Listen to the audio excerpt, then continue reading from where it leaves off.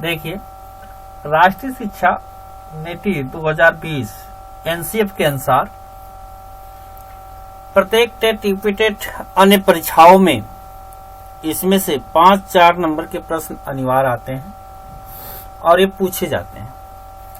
तो आइए हम इसमें देखते हैं कि ये शिक्षा नीति 2020 में क्या क्या है, 2005 में क्या है, 2009 में क्या है।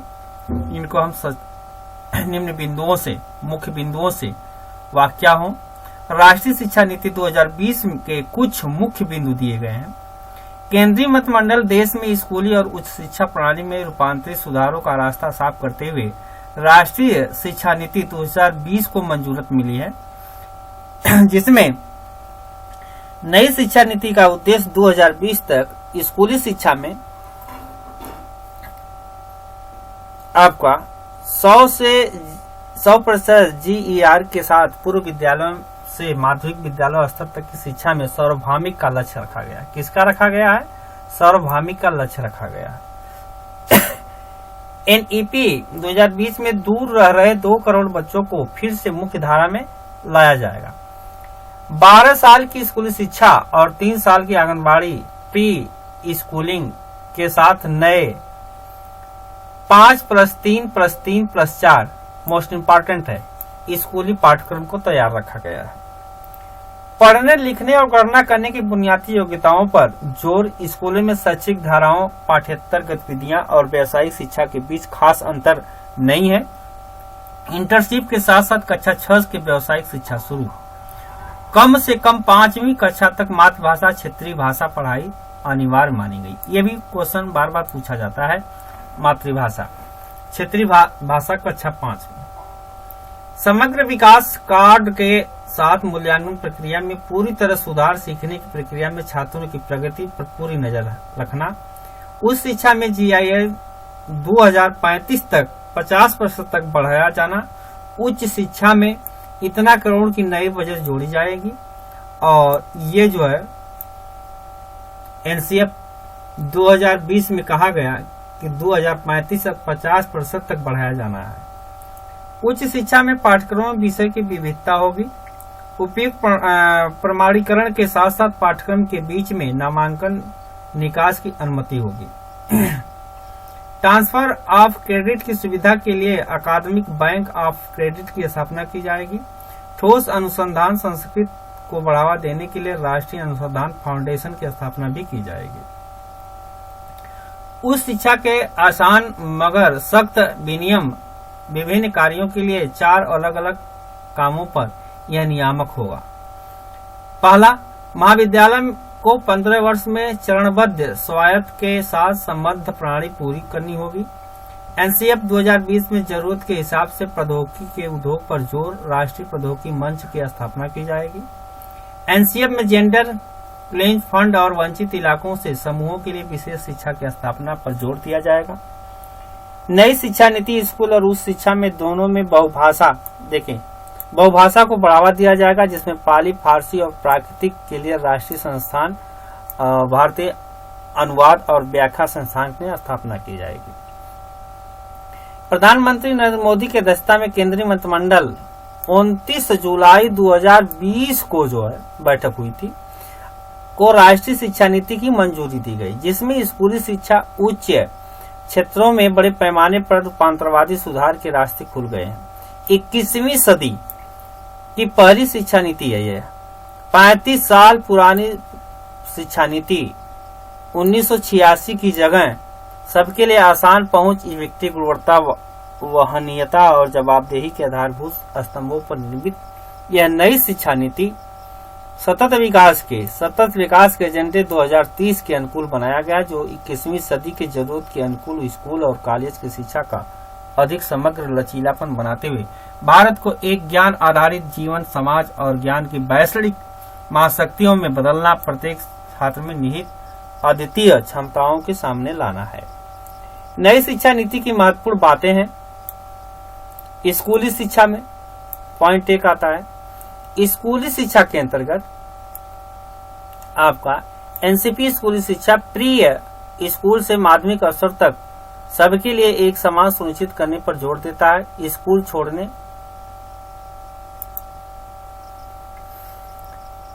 तथा बच्चों को फिर से मुख्य धारा में शामिल करने के लिए स्कूल के बुनियादी का विकास, नवीन शिक्षा केंद्र की स्थापना की जाएगी और नई शिक्षा नीति में छात्र और उनके सीखने के स्तर पर नजर रखने औपचारिक शिक्षा बच्चों को पढ़ाई के लिए बहुस्तरीय सुविधा की जाएगी। बहुस्तरीय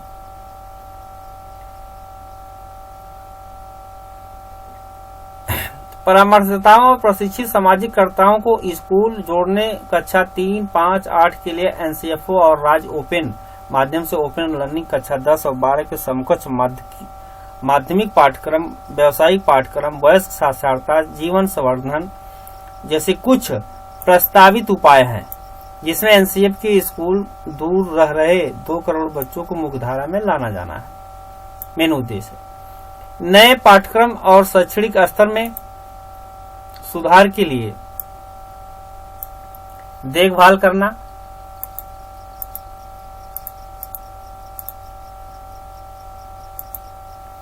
तथा बचपन की देखभाल शिक्षा पर जोर देते हुए 10+2 ढांचे की जगह 5+3+3+4 का नया पाठ्यक्रम संरचना लागू किया जाएगा, जो क्रमशः 3, 8, 8, 11, 11, 14 और 14, 18 उम्र के बच्चों के लिए मान्य है। इनमें से अब तक दूर रह रहे 3 से 6 साल के बच्चों को स्कूली पाठ्यक्रम के तहत लाने का प्रावधान किया गया है, जिसे विश्व स्तर पर बच्चे के मानसिक विकास के लिए महत्वपूर्ण चरण मान्यता दी गई। नई शिक्षा प्रणाली में 3 साल की आंगनबाड़ी प्री स्कूलिंग के साथ साथ 12 साल की स्कूली शिक्षा होगी।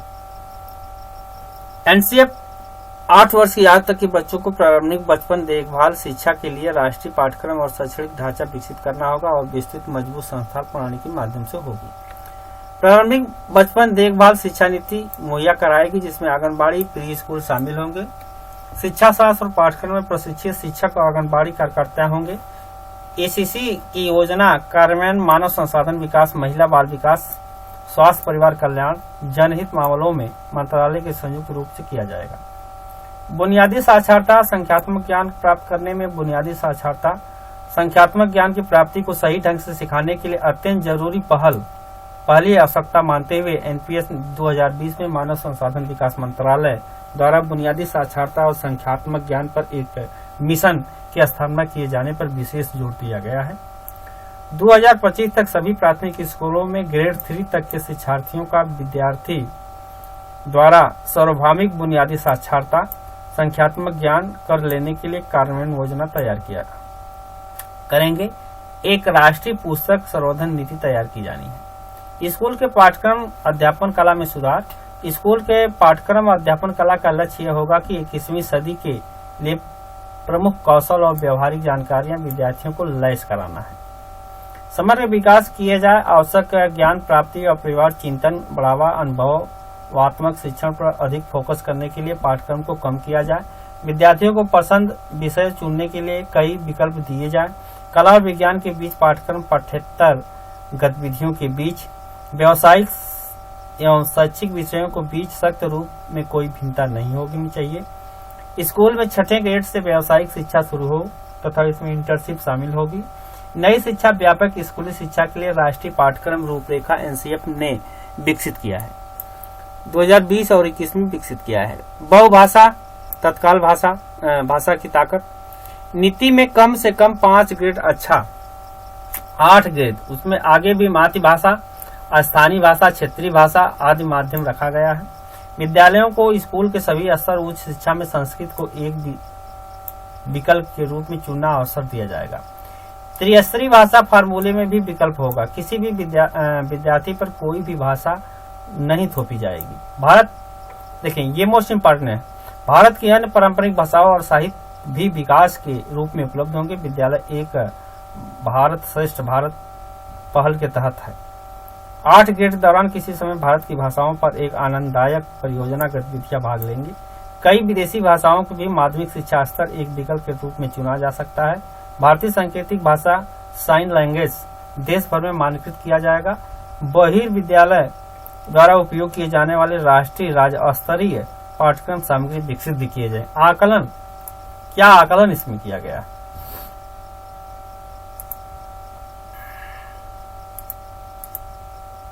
एनसीएफ के अनुसार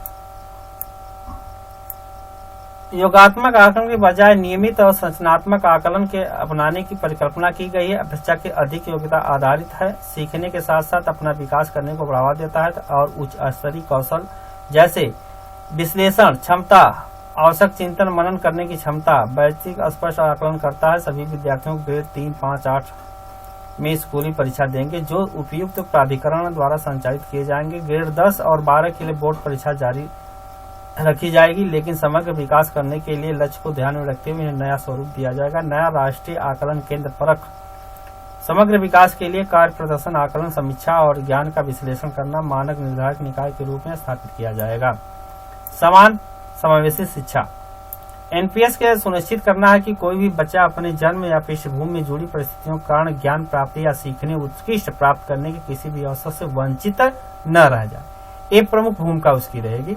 इसके तहत विशेष जोर सामाजिक आर्थिक दृष्टि से वंचित समूहों पर रखे गए, जिनमें बालक बालिका सामाजिक सांस्कृतिक भौगोलिक विशेष पहचान एवं दिव्यांगत शामिल भी हैं। इनमें बुनियादी सुविधाओं से वंचित एवं समूहों के बालक बालिकाओं समावेशी कोष विशेष शिक्षा जोन की स्थापना करना भी शामिल है। दिव्यांग बच्चों को बुनियादी चरण से लेकर उच्च शिक्षा तक की नियमित स्कूली शिक्षा प्रक्रिया पूरी तरह से सक्षम बनाया जाए। शिक्षा विशारद का पूरा सहयोग मिलेगा और इसके साथ ही दिव्यांग समस्त प्रशिक्षण संसाधन केंद्र, आवास, सहायक उपकरण, प्रौद्योगिकी आधारित उपयुक्त उपकरण और उनकी आवश्यकताओं के अनुरूप अन्य सहायक व्यवस्था उपलब्ध कराई जाएगी। प्रत्येक राज्य जिले को कला संबंधित, कैरियर संबंधी खेल कूद गतिविधियां भाग लेने के लिए दिन के समय एक विशेष बोर्डिंग स्कूल के रूप में बाल भवन स्थापित करने का प्रोत्साहन दिया जाएगा। स्कूल की निःशुल्क बुनियादी ढांचा सुविधाओं से सामाजिक चेतना केंद्र के रूप में चिन्हित किया जाएगा। प्रभावकारी शिक्षक और भर्ती कैरियर प्रगत मार्ग शिक्षक में प्रभावकारी और पारदर्शिता प्रक्रियाओं के जरिए भर्ती किया जाएगा। पदोन्नत योग्यता आधारित होगी, जिसमें कोई स्रोतों के समय समय पर कार्य प्रदर्शन का आकलन करने और करियर में आगे बढ़कर शैक्षणिक प्रशासक या शिक्षा विशारद बनने की व्यवस्था होगी। शिक्षक के लिए राष्ट्रीय प्रोफेशनल मानक एनसीईआरटी राष्ट्रीय शिक्षा द्वारा 2022 तक विकसित किया जाएगा, जिनके लिए एनसीईआरटी एससीईआरटी शिक्षकों और सभी स्तरों एवं क्षेत्रों से विशेष संगठनों को परामर्श लिया जाएगा। स्कूल प्रशासन का स्कूल को परामर्श क्लस्टर व्यवस्थित किया जा सकता है, जो प्रशासन गवर्नमेंट को मिली इकाई होगा और बुनियादी ढांचा सुविधाओं, शैक्षणिक पुस्तकालय और प्रभावकारी प्रोफेशनल शिक्षक समुदाय सहित सभी संसाधनों की उपलब्ध सुनिश्चित किया जाएगा। स्कूली शिक्षा के लिए मानक निर्धारण किया गया है, जिसमें एनसीएफ में निर्माण, विनियम, प्रचालनों और अकादमिक मामलों के लिए एक विशेष पृथक प्रणाली परिकल्पना करती है। राज्य केंद्र शासित प्रदेश स्तर स्टेट स्कूल स्टैंडर्ड अथॉरिटी का गठन करेगा, तभी मूलभूत निकाय सूचनाओं को पारदर्शी, सार्वजनिक, स्पष्ट होगा। एनसीएफ एसएसएफ द्वारा वर्णित यह है कि उपयोग व्यापक रूप से सार्वजनिक निगरानी जवाबदेही के लिए किया जाएगा। एससीईआरटी की हितधारकों के परामर्श के जरिए एक स्कूल गुणवत्ता आकलन प्रत्यान संरचना का विकास होगा। उच्चतर में 2035 तक जेआर को बढ़ाकर 50% करना, व्यावसायिक शिक्षा से उच्च शिक्षा में सकल नामांकन अनुपात को 26% 2018 से बढ़ाकर 2035 में 50% करने का अनुमान रखा गया है। उच्च शिक्षा संस्थानों में 35 करोड़ नई सीटें जोड़ी जाएंगी। समग्र बहु शिक्षा नीति में लचीलेपन, पाठ्यक्रम विषयों के रचनात्मक, संयोजनात्मक, व्यावसायिक शिक्षा प्रमाण के आधार पर मल्टीपल एंट्री एग्जिट बिंदुओं के साथ व्यापक बहुभाषिक, समग्र और स्नातक शिक्षा की परिकल्पना की गई है।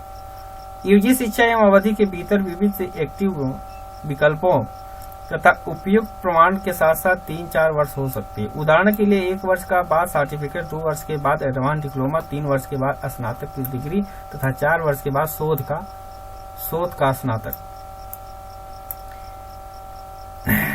एचआई के अर्जित डिजिटल रूप से अकादमिक क्रेडिट के लिए एक अकादमिक बैंक ऑफ क्रेडिट की स्थापना की जानी है, जिसमें उन्हें अर्जित अंतिम डिग्री की दिशा में आंतरिक एवं गणना की जा सके। देश में वैश्विक मानकों को सर्वश्रेष्ठ बहु विषयक शिक्षा के मॉडलों के रूप में आईआईटी, आईआईएम के समकक्ष बहु विषयक शिक्षा और अनुसंधान विश्वविद्यालय स्थापना किया जाएगा। पूरी शिक्षा में एक मजबूती अनुसंधान संस्कृत अनुसंधान क्षमता को बढ़ावा देने के लिए एक शीर्ष निकाय के रूप में राष्ट्रीय अनुसंधान फाउंडेशन सृजन किया जाएगा। विनियम क्या होंगे? चिकित्सा कानूनी शिक्षा को छोड़कर समस्त उच्च शिक्षा के लिए एकल अति महत्वपूर्ण व्यापक निकाय के रूप में भारत उच्च शिक्षा आयोग का गठन करेगा। एनसीईआरटी 4 अध्याय वर्टिकल होंगे। विनियम के लिए राष्ट्रीय उच्च स्तर शिक्षा निकाय, मानक निर्धारण के लिए समान शिक्षा तथा वित्त पोषण उच्च शिक्षा अनुदान परिषद, अत्यंत राष्ट्रीय प्रत्यायन HICI प्रौद्योगिकी के जरिए चेतार रहित अंतरक्षेपों के माध्यम से कार्य करेगा तथा इनमें नियमों और मानकों के अनुपालन न करने वाले HI को दंडित करने की शक्ति होगी। सार्वजनिक और निजी उच्च शिक्षा संस्थान विनियम प्रत्यायन अकादमिक मानकों को उसी समय शासित होंगे। विवेकपूर्ण संस्थागत संरचना, उच्चतम शिक्षा संस्थान को गुणवत्तापूर्ण शिक्षण अनुसंधान एवं सामुदायिक भागीदारी उपलब्ध कराने के जरिए बड़े संसाधन संपन्न गतिशील बहुविषयक संस्थान रूपांतरित किए जाएंगे। विश्वविद्यालय की परिभाषा में संस्थानों की एक विस्तृत होगी जिनमें अनुसंधान केंद्रित विश्वविद्यालय, शिक्षण केंद्रित विश्वविद्यालय की स्वायत्त डिग्री प्रदान करने वाला महाविद्यालय शामिल होगा। महाविद्यालय के संबद्ध 15 वर्षों में चरणबद्ध तरीके से समाप्त हो जाएगा। महाविद्यालय में क्रमिक स्वायत्त प्रदान करने के लिए एक राज्यवार तंत्र की स्थापना की जाएगी। ऐसी परिकल्पना की जाती है कि कुछ समय के बाद प्रत्येक महाविद्यालय या तो एक स्वायत्त डिग्री प्रदान करने वाले महाविद्यालय में विकसित हो जाएंगे और किसी विश्वविद्यालय के संगठक महाविद्यालय बन जाएंगे। प्रेरित ऊर्जा और सक्षम संकाय, एनसीएफ सुपुष्ट रूप से परिभाषित स्वतंत्र पारदर्शी नियुक्ति पाठ्यक्रम अध्यापन कला डिजाइन करने की स्वतंत्रता उत्कृष्ट को प्रोत्साहित देने संस्थागत नेतृत्व के जरिए प्रेरक ऊर्जाशील संकाय की क्षमता निर्माण अनुशासन करता है। इन मूलभूत नियमों को पालन न करने वाले संकायों को जवाबदेही ठहराएगा। अध्यापक शिक्षण में एनसीएफ के परामर्श से एनसीएफ द्वारा अध्यापक शिक्षण के लिए एक नया और व्यापक राष्ट्रीय तैयार किया जाएगा।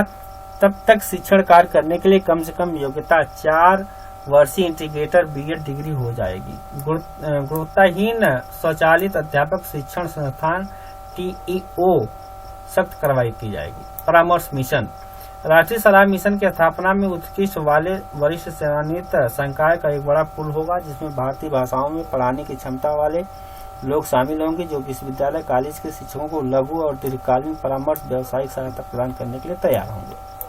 छात्रों के लिए वित्तीय सहायता, ST, ST, OBC अन्य श्रेणियों से जुड़े छात्रों की योग्यता को प्रभावित करने का प्रयास किया जाएगा। छात्रवृत्ति प्राप्त करने वाले छात्रों की प्रगति को समर्थन प्रदान करना, उसे बढ़ावा देना, उनकी प्रगति को ट्रैक करने के लिए राष्ट्रीय छात्रवृत्ति पोर्टल का विस्तार किया जाएगा। निजी उच्च शिक्षण संस्थानों को अपने यहाँ छात्रों की बड़ी संख्या में मुफ्त शिक्षा और छात्रवृत्ति की पेशकश करने की प्रोत्साहित किया जाएगा। खुली और दूरस्थ शिक्षा, जीआरई को बढ़ावा देने के लिए महत्वपूर्ण भूमिका निभाने के लिए विस्तार किया गया। ऑनलाइन पाठ्यक्रमों और डिजिटल संग्रह अनुसंधान के लिए वित्त पोषण, बेहतर छात्र सेवाएं, MOCR क्रेडिट आधारित मान्यता जैसे उपायों को सुनिश्चित करने के लिए अपनाया जाएगा। उच्चतम गुणवत्ता वाले इन क्लास कर्मों को समतुल्य होगा। ऑनलाइन शिक्षा, ऑनलाइन शिक्षा और डिजिटल शिक्षा, देखें हाल ही में महामारी और वैश्विक महामारी की वृहद होने के परिणाम स्वरूप ऑनलाइन शिक्षा को बढ़ावा देने के लिए सिफारिश की गई है। एक व्यापक सेट को कवर किया गया जिसमें जब कभी जहां भी पारंपरिक और व्यक्तिगत शिक्षा प्राप्त करने का संसाधन उपलब्ध होना संभव नहीं है तो गुणवत्तापूर्ण शिक्षा के वैकल्पिक संसाधनों की तैयारी को सुनिश्चित करने के लिए स्कूल और उच्च शिक्षा दोनों को ई शिक्षा की जरूरतों को पूरा करने के लिए MHRD में डिजिटल अवसंरचना डिजिटल कंटेंट क्षमता निर्माण के उद्देश्य से एक समर्पित इकाई बनाई है। शिक्षा में प्रौद्योगिकी, सीखने, मूल्यांकन करने, योजना बनाने, प्रशासन को बढ़ावा देने के लिए प्रौद्योगिकी का उपयोग किया गया। स्वायत्त निकाय राष्ट्रीय शैक्षणिक प्रौद्योगिकी मंच NCM का निर्माण कराया जाएगा। शिक्षा के सभी स्तर में प्रौद्योगिकी का सही रूप से एकीकरण करके उसका उपयोग कक्षा प्रक्रियाओं में सुधार लाने, पेशेवर शिक्षकों के साथ समर्थन प्रदान करने, समुचित वंचित समूहों के लिए शैक्षिक पहुंच बढ़ाने और शैक्षिक योजना का प्रदर्शन प्रबंध को कारगर बनाने के लिए किया जाएगा। भारतीय भाषाओं का बढ़ावा होगा। संरक्षण, विकास और जीवन प्रयास सुनिश्चित करने के लिए NPR द्वारा पाली, फारसी, प्रकृत भाषाओं में Indian institute of translate and interpretation ITI राष्ट्रीय संस्थान या उच्च शिक्षण संस्थान में संस्कृत सभी भाषाओं का विभाग को मजबूत करने, ज्यादा से ज्यादा उच्च शिक्षा संस्थानों के कार्यक्रमों में शिक्षा का माध्यम में मातृभाषा स्थानीय भाषा का उपयोग करने की सिफारिश की गई है।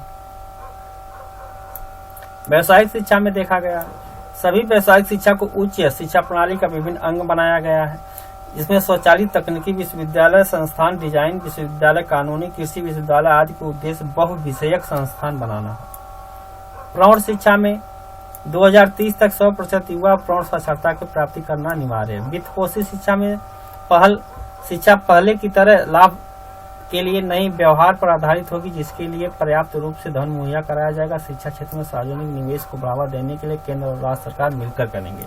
GPT में इसका योगदान जल्द से जल्द 6% होगा।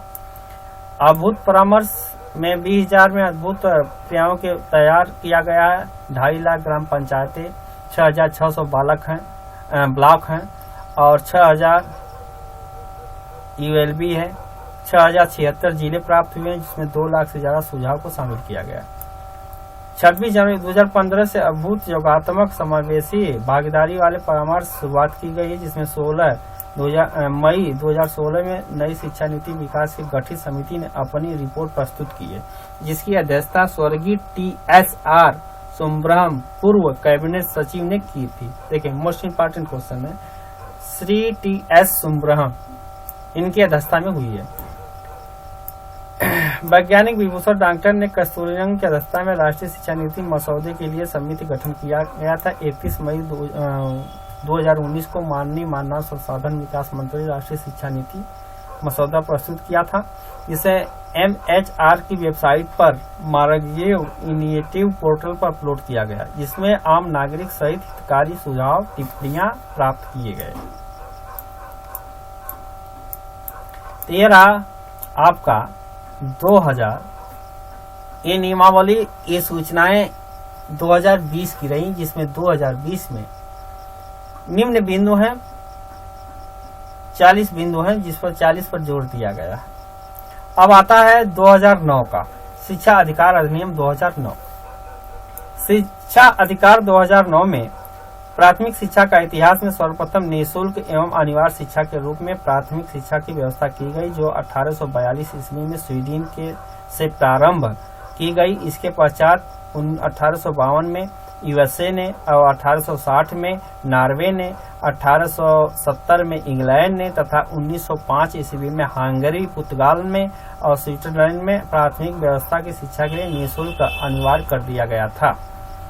यदि भारतीय परिवेश में देखा जाए तो प्राथमिक शिक्षा के अनिवार्य करने के प्रयासों में दादा भाई नरौजी ने हंटर कमीशन सामने लाया था। इसी अतिरिक्त हंटिंग संगठन ने भी प्राथमिक शिक्षा में कुछ योगदान दिया। सर इब्राहिम रहीम मुल्ला एवं चिमन लाल सितवाड़ 1906 में बम्बई सरकार के समक्ष प्राथमिक शिक्षा निःशुल्क एवं अनिवार्य करने की पेशकश की थी। 1906 में बड़ौदा नरेश समाजी गायकांड ने अपने राज्य के एक गांव में प्राथमिक शिक्षा को निःशुल्क रूप में लागू कर दिया था। बड़ौदा नरेश के कारणों से प्रोत्साहित होकर गोपाल कृष्ण गोखले महोदय ने 1910 में अंग्रेजों की धारा समिति के समझ एक प्रस्ताव प्रस्तुत किया, जिसे खोखले प्रस्ताव कहा जाता है। गोपाल कृष्ण गोखले महोदय ने इस प्रस्ताव के प्रमुख 3 मुद्दे थे। 6 से 10 वर्ष के बालकों के लिए प्राथमिक शिक्षा निःशुल्क अनिवार्य होनी चाहिए। दूसरा था प्राथमिक शिक्षा होने व्यय को स्थानीय निकाय और प्रांतीय सरकारें 1:2 के अनुपात में वहन करना होगा। तीसरा था प्राथमिक शिक्षा के सुचारू रूप से लागू करने के लिए केंद्र के द्वारा सहयोग करें, किंतु अंग्रेजी सरकार ने गोखले प्रस्ताव के सभी मुद्दों को ठुकरा दिया, अनदेखी कर दिया था। इसके पश्चात गोखले कृष्ण महोदय ने 16 मार्च 1911 में अंग्रेजों की केंद्रीय धारा समिति के समझ विधेयक प्रस्तुत किया, जिसे भारतीय शिक्षा इतिहास के गोखले विधेयक के नाम से जाना जाता है। इसी विधेयक से गोखले महोदय ने उपरोक्त सभी महत्वपूर्ण तथ्यों को अतिरिक्त एक महत्वपूर्ण शर्त भी जोड़ दी, जो अभिभावक अपने बच्चों को प्राथमिक शिक्षा से वंचित रखता है उनके लिए दंड की व्यवस्था की जाएगी। प्राथमिक शिक्षा के लिए भारत ने सर्वप्रथम सफल प्रयास 1918 में विट्ठल भाई पटेल द्वारा मुंबई सरकार के म्युनिसिपैलिटी द्वारा संचालित होने वाली स्कूल में प्राथमिक शिक्षा निःशुल्क कराया गया। इस पश्चात प्रांतीय सरकार ने भी बिहार में 1919, मध्य प्रदेश में 1920 में, आसाम में 1926 में, बंगाल में 1930 में तथा मैसूर प्रांत में 1931 में उसकी प्रांतीय सरकारों ने प्राथमिक शिक्षा अनिवार्यता लागू कर दी। 1937 में प्रांतीय सरकार ने प्राथमिक शिक्षा को लागू कर दिया तथा कुछ ही समय पश्चात यह योजना लगभग संचालित हो गई। शिक्षा अधिकार अधिनियम। शिक्षा अधिकार अधिनियम में 1950 में भारतीय संविधान को अग्रहित करके उसकी धारा 45 के अनुसार अगले 10 वर्षों में प्राथमिक शिक्षा को निःशुल्क शिक्षा के रूप में देश के सभी 6 से 10 वर्ष की आयु वाले बच्चों को उपलब्ध कराना था, किंतु यह व्यवस्था पूर्ण रूपेण इसके क्रियान्वित नहीं हो पाई। इसके पश्चात 1993 में माननीय उच्चतम न्यायालय के केपी उन्नीकृष्णन मामले में भारत सरकार को यह निर्देश दिया गया कि प्रारंभिक शिक्षा किसी भी बालक का मौलिक अधिकार है। इसके पश्चात इस दिशा के फलस्वरूप सन 2002 में संविधान के 66वें संशोधन में करके मौलिक अधिकार अंतर्गत सम्मिलित कर लिया गया। इन्हीं क्रियाओं के क्रम में आगे बढ़ते हुए भारत की केंद्रीय सरकार संतुष्टि हेतु राष्ट्रपति के पास भेजना, जिस पर 26 अगस्त 2009 को राष्ट्रपति प्रतिमा देवी पाटिल ने शिक्षा का अधिकार अधिनियम 6 से 14 वर्ष तक आयु के बच्चों के लिए प्रारंभिक शिक्षा को अनिवार्य निःशुल्क शिक्षा के रूप में लागू किया, किंतु यह भारतीय शिक्षा व्यवस्था विडंबना ही रही थी। इस शिक्षा का अधिकार अधिनियम 2009 पूरे भारत में 1 अप्रैल 2010 से पूरे भारत में लागू हो सका, परंतु शिक्षा का अधिकार अधिनियम आज भी जम्मू कश्मीर में लागू नहीं है। आओ करके सीखें कि जन्मदाता प्रयोजनवाद को माना गया। यह शिक्षा अधिकार अधिनियम अध्याय में विभक्त किया गया। प्रतिभा पाटिल ने 25/7/2007 से 25/7/2012 तक दिया। अब इनके बाद शिक्षा अधिकार अधिनियम के अध्याय। शिक्षा के अधिकार अधिनियम में 7 अध्याय दिया गया। पहला अध्याय, इस अध्याय में अनुच्छेद 1 से 2 को रखा गया। इस अध्याय में मुख्य 3 तथ्यों पर वर्णन है। अधिनियम के नाम अनिवार्य शिक्षा कानून 2009 तथा यह अधिनियम जम्मू कश्मीर राज्य को छोड़कर पूरे भारत में लागू होगा। अनुच्छेद संख्या 2 में वंचित वर्ग के संबंधित बच्चों, कमजोर वर्ग के संबंधित बच्चों, संरक्षक, स्थानीय प्राधिकरण, विद्यालय बाल संरक्षण, राष्ट्रीय आयोग तथा बाल संरक्षण के निर्देश स्तरीय आयोगों की बात के रूप में किया गया।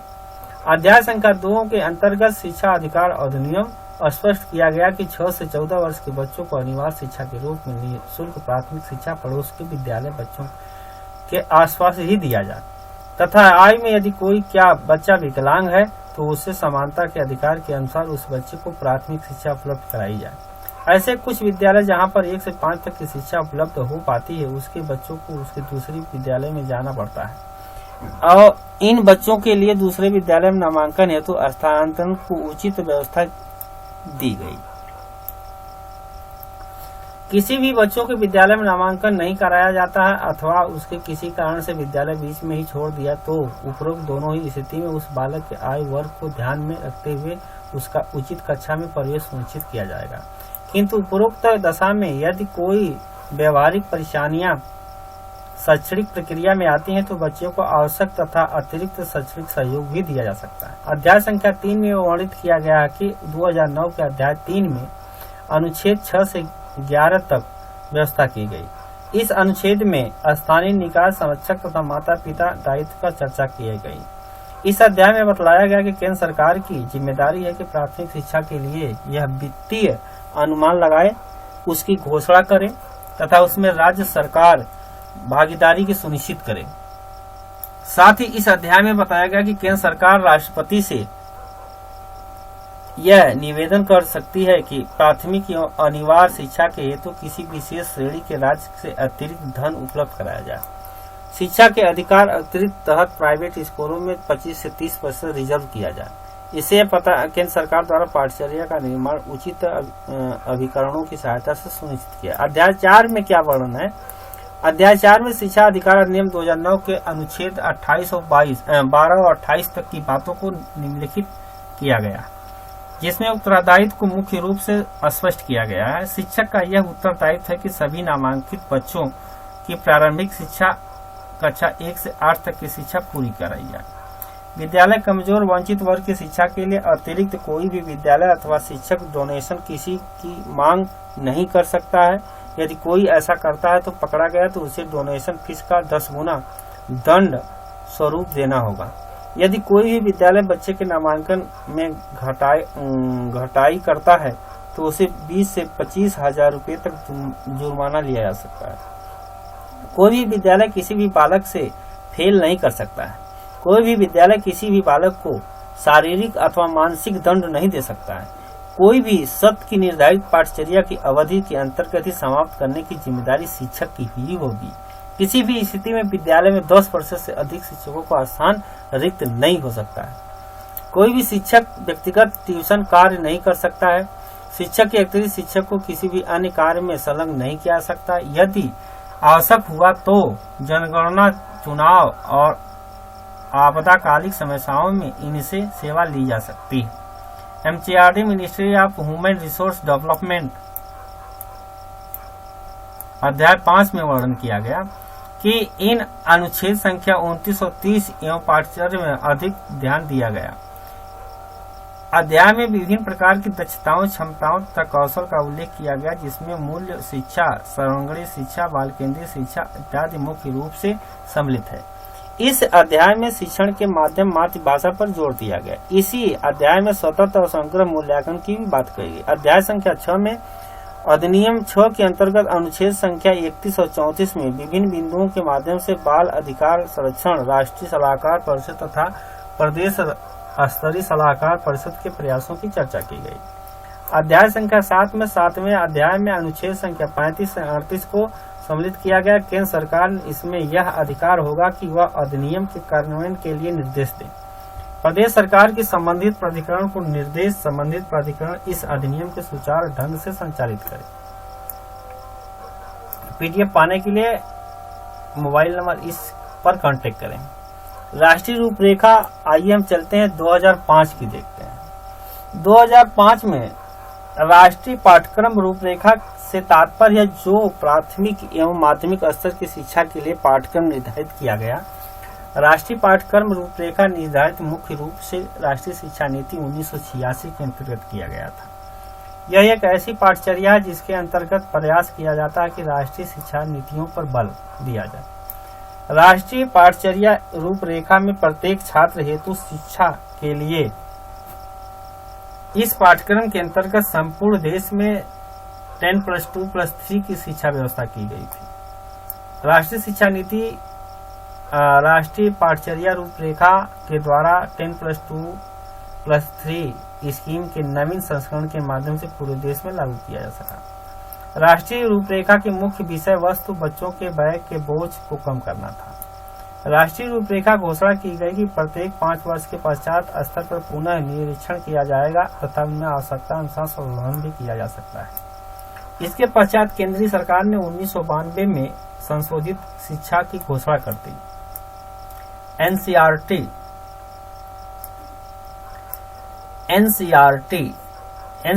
ने 2004 से जुलाई से लेकर 19 विकास मंत्रालय द्वारा एनसीईआरटी की कार्यकारिणी सभा की बैठक बुलाई गई। इस बैठक में यह निर्णय लिया गया कि 20वीं-21वीं शताब्दी के लिए राष्ट्रीय पाठचर्या तैयार किया जाए चाहिए, जो 2000 से समाज पर आईसीटी के बढ़ते हुए प्रभाव भी स्वीकार करके राष्ट्रीय पाठचर्या रूपरेखा 2005 की भूमिका पर तैयार की गई। इस राष्ट्रीय पाठचर्या रूपरेखा मुख्य रूप से यह तथ्य तथा कक्षा 1 से लेकर 12 तक के बच्चों को कब, क्या, क्यों, कैसे पढ़ाया लिखाया जाना चाहिए पर टिप्पणी हुई। इस पाठचर्या रूपरेखा का प्रारंभ रविंद्रनाथ टैगोर सभ्यता एवं प्रतीक में हुआ। राष्ट्रीय रूपरेखा विशेषता में एनसीईआरटी निम्नलिखित विशेषता बताई गई थी। पहला, यह पाठ्यक्रम जन सामान्य की आवश्यकताओं एवं आकांक्षाओं से संबंधित होना चाहिए। यह पाठ्यक्रम स्वीकृति सिद्धांतों एवं मूल्यों की उनकी सभी के रहकर लोचल तथा गत्यात्मक में प्रकट होना चाहिए। इनमें सामाजिक न्याय, प्रजातांत्रिक मूल्यों, राष्ट्रीय एवं भावात्मक एकता के विकास पर मुख्य रूप से बल दिया जाना चाहिए। राष्ट्रीय रूपरेखा में मातृभाषा, राष्ट्रभाषा, राज्यभाषा एवं अन्य भाषा संस्कृत समृद्ध करते हुए अत्यंत उच्च और महत्वपूर्ण स्थान दिया जाना चाहिए। इस पाठ्यक्रम में कार्यान्वयन से अधिक्रिया का माना गया। इस पाठ्यक्रम के अंतर्गत प्रत्येक स्तर, प्रत्येक विषय के इस पाठ्यक्रम में सौंदर्यभूति के विकास हेतु कुछ विषयों के महत्वपूर्ण स्थान भी दिए गए थे। एनसीईआरटी एनसीएफ के निम्नलिखित 5 मुख्य उद्देश्य बताए गए थे। इनके अंतर्गत शिक्षा गुणवत्ता, शिक्षा के व्यावसायिक एवं शिक्षा के लक्ष्यों पर व्यापक रूप से विचार किया गया, जिनमें मुख्य रूप से 5 तथ्यों को सम्मिलित किया गया। विद्यालय ज्ञान को बालक के ज्ञान के साथ संयोजित किया जाए। शिक्षा की एक प्रणाली जो बालक को रटाई जाती है, उससे सभी बालक बालिकाओं को मुक्ति करना है। शिक्षा के क्षेत्र में पाठ्य पुस्तक रहित शिक्षा से बालक को बाहर निकलकर उसे जीवन के समग्र विकास के लिए शिक्षा में प्रचलित ज्ञान से मुक्ति कराना। शिक्षा में प्रचलित परीक्षा प्रणाली, बालकों की गतिविधियां पर चर्चा को जोड़ना। शिक्षा के पाठ्यचर्या, चिंतन एवं प्रजातंत्र गणना को सम्मिलित करना। राष्ट्रीय रूपरेखा 2005 के अंतर्गत इससे उद्देश्य के रूप में ज्ञान प्रकृति एवं बालक के सिखाने की संगतता उसकी अधिनियम प्रणाली एवं स्तर के अनुरूप होनी चाहिए, जो इस पर जोर दिया जाना चाहिए।